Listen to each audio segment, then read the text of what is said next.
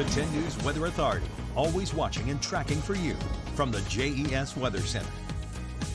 Hello, everyone. This minute, rain is pretty light. A lot of it is more concentrated further towards Tennessee and Alabama, while stretching further up towards the north. There's also snow further towards the west that's part of this system, but it's all staying pretty light for right now.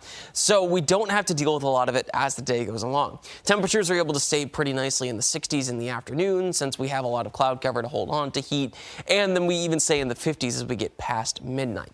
Through today, our showers are pretty light. We've got some this morning. We're pretty dry through a lot of the middle of the day. Around 6 p.m., there's another piece that comes through into the NRV, but even that breaks up pretty easily.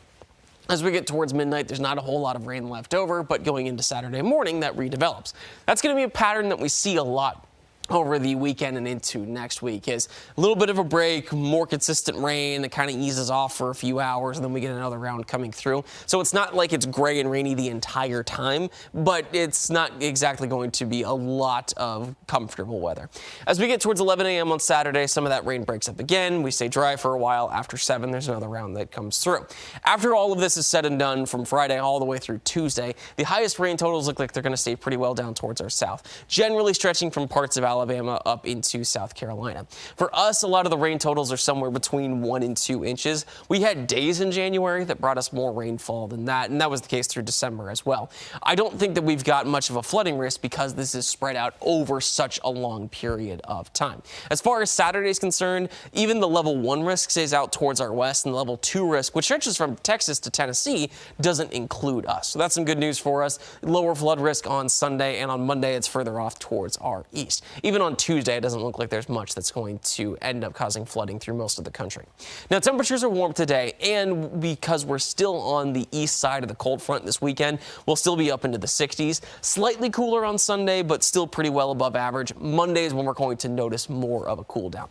A lot of our winds are a little breezy for today. We've got some gusts up towards 20 miles per hour, and then the winds stay rather consistently calm for both Saturday and Sunday. That's another thing that will change as the front comes through, but for the next couple days, you don't have to deal with.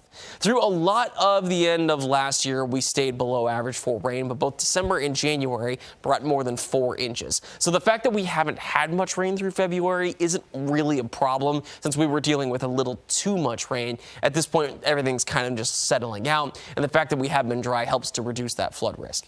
Today's temperatures mostly get to the 60s. South Boston's at 62, Roanoke at 64, Pulaski at 58 is pretty close, and then overnight staying in the 40s for a lot of our lows. Hillsville's at 48, Bedford at 46. Our temperatures are going to be rather consistent through the weekend and then take a dive once the cold front actually pushes through. That'll bring temperatures back to around 50 degrees, which is about average for this time of year. And we stay there rather consistently through the middle part of next week. Lows will be around 30. We stay pretty dry. It's a little breezy on Tuesday behind the front, but that breeze eases off on Wednesday and Thursday.